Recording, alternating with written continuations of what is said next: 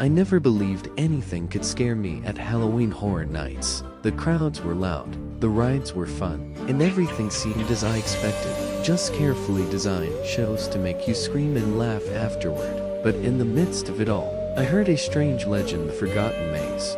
They said the maze appeared once every 10 years, hidden in a dark corner of the park. Those who entered never came back. I didn't believe in urban legends, but that night, everything changed. I was with my friends in the park, laughing and going from one haunted house to the next, but I was distracted by something else. In my pocket, there was an old flyer I had stumbled upon a few days before. It said, "Enter if you dare, Halloween night, the Forgotten Maze." My friends laughed when I told them about it. They said it was just a marketing trick, but I wasn't so sure. Something about it drew me in.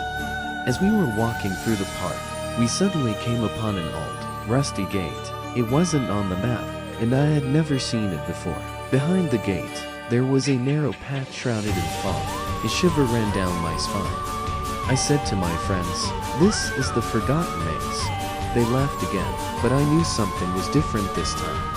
The gate creaked open by itself, as if it was waiting for us. We hesitated, but I was determined to go in.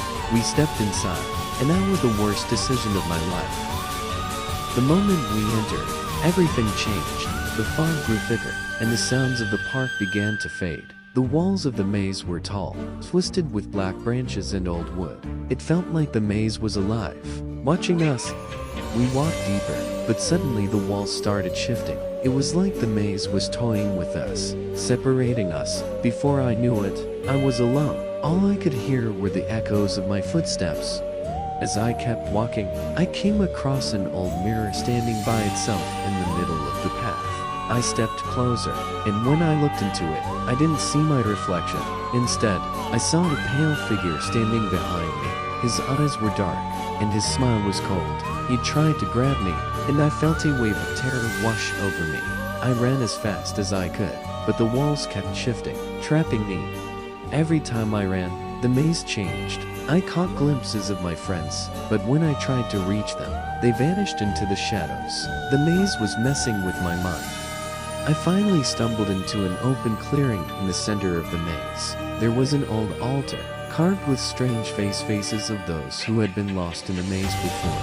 And then, that pale figure appeared again. He said to me, "The maze requires a sacrifice." I was terrified, trying to escape, but the ground beneath me began to crack.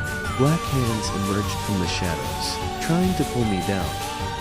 As I struggled, I noticed a small key glowing around the figure's neck. I knew it was the way out. With all the strength I had left, I lunged at him and ripped the key from his neck. As soon as I did, the maze started to collapse. The walls shook, the ground trembled, and the fog grew even thicker. I didn't know where to go, but I saw a faint light in the distance. I ran towards it with everything I had. Finally, I made it out. I collapsed onto the cold ground of the park, and everything around me went back to normal. The sounds of the park, the laughter of people, all returned as if nothing had happened. When I looked up, I saw my friends standing over me, laughing, holding snacks. They said, "Where did you go? We thought you left us." I looked back to where the maze had been, but it was gone. All that was left was an empty patch of grass. I muttered to myself, still in shock. It was real, everything was real. Maybe no one will believe me, but I know what I saw, and I also know that the maze will return.